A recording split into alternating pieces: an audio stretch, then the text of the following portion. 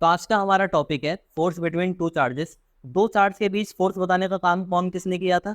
Coulomb's ने किया था। कूलॉम्स एक साइंटिस्ट थे जिन्होंने बताया दो चार्ज के बीच फोर्स कितना लगता है, कैसे लगता है। तो आज हम इसके बारे में देखेंगे।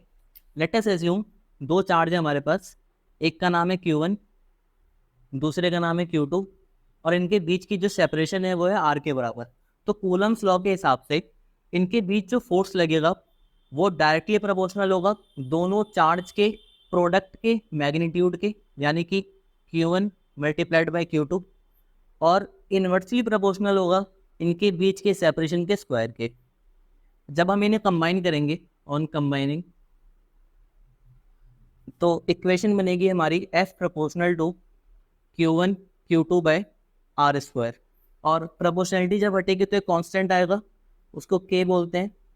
K का नाम होता है प्रोपोर्शनैलिटी कांस्टेंट। और जैसा कि आप जानते हैं फोर्स की यूनिट क्या होती है, न्यूटन।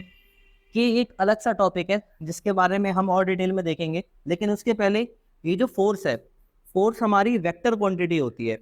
और हर वेक्टर क्वांटिटी में दो चीज़ें पाई जाती हैं, एक होता है उसका मैग्नीट्यूड और दूसरा होता है उसका डायरेक्शन।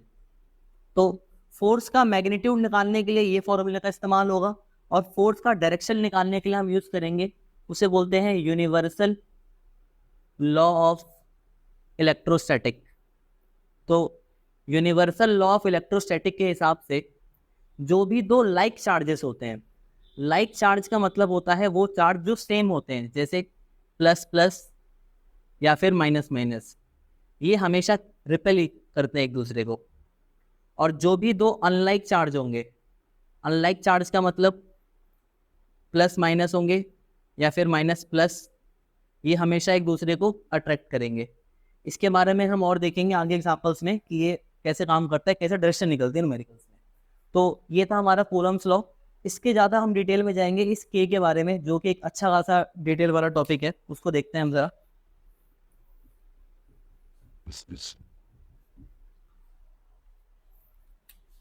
के, इसको कहते हैं प्रोपोर्शनैलिटी कांस्टेंट।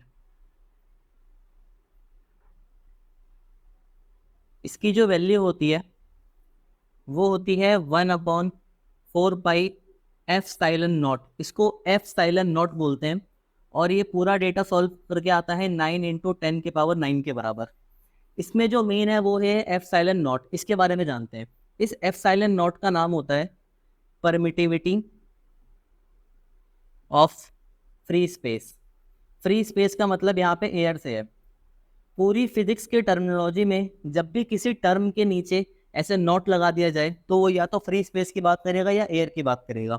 अगर ये यहाँ से हट जाए तो इसका मतलब हम किसी भी अलग मीडियम की बात कर रहे हैं, जैसे सपोज चार्ज पानी में रख दिया गया, चार्ज ऑयल के अंदर रख दिया गया।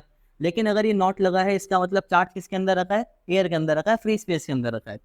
और एप्सिलॉन नॉट की वैल्यू कितनी होती है? 8.85 इंटू 10⁻⁻12। इस पूरे डेटा को इसमें पुट करके जब सॉल्व करते हैं तो के हमारा निकल के आता है 9 × 10⁹। परमिटिविटी का मतलब क्या होता है? एज्यूम करिए आप नॉर्मल यहाँ पे खड़े हैं और वॉक कर रहे हैं अर्थ पे, धरती पे, तो आप इजीली वॉक कर सकते हैं। लेकिन अगर सपोज मैं आपको पानी के अंदर खड़ा कर दूं तो आपको वॉक करने में मुश्किल होगी। क्यों मुश्किल होगी? क्योंकि पानी आप पे रिवर्ट फोर्स लगाएगा। सेम कहानी चार्ज के साथ भी होती है। जब भी हम दो चार्जेस को एयर के अंदर रखते हैं तो इनके बीच में लगने वाला जो फोर्स होता है वो अलग होता है, और जब हम इसे वाटर या दूसरे किसी मीडियम में रखते हैं तो उनके बीच में लगने वाला फोर्स अलग होता है। इसी को डिफाइन कौन करता है? ये एप्सिलॉन नॉट डिफाइन करता है। यहाँ तक क्लियर है सभी को? चलिए इसके अगर न्यूमेरिकल देखते हैं, न्यूमेरिकल कैसे।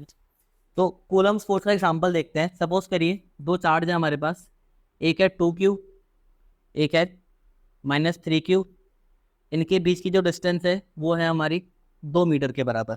तो यहाँ पे हमें इनके बीच फोर्स निकालना है। तो कूलम्स लॉ के हिसाब से फोर्स का फॉर्मूला क्या होगा? F = K Q1 Q2/r²।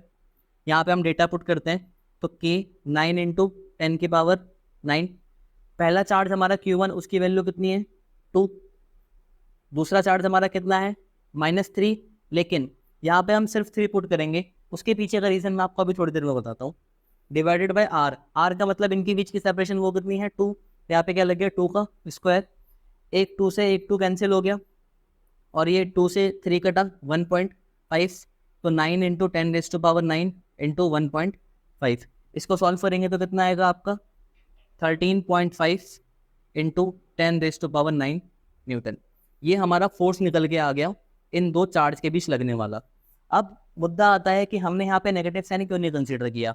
तो पूरी फिजिक्स के टर्मिनोलॉजी में अगर हम किसी भी वेक्टर के टर्म को सॉल्व करते हैं तो हमारे पास दो चीज़ें होती हैं, या तो हम डायरेक्शन कंसीडर करते हैं या तो हम साइन कंसीडर करते हैं। टू बी जनरल अगर किसी न्यूमेरिकल को ईजी बनाना होता है तो हम उसमें हमेशा डायरेक्शन कंसीडर करते हैं। जैसे अभी हमने थोड़ी देर पहले देखा था फंडामेंटल ऑफ इलेक्ट्रोस्टैटिक में कि जब दो अपोजिट चार्ज होते हैं, अनलाइक चार्ज होते हैं, तो वो एक दूसरे को क्या करते हैं, अट्रैक्ट करते हैं।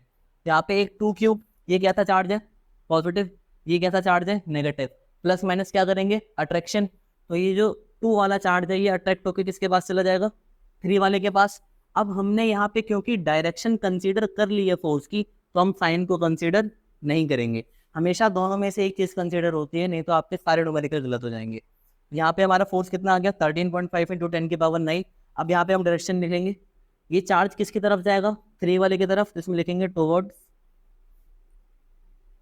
3 क्यूब। और हमेशा ध्यान रखिए जो लेस मैग्नीट्यूड का चार्ज होगा वो हमेशा हाई मैग्नीट्यूड वाले के चार्ज के पास जाएगा। ऐसे इनके बीच अट्रैक्शन या रिपल्शन काम करता है। Thank you.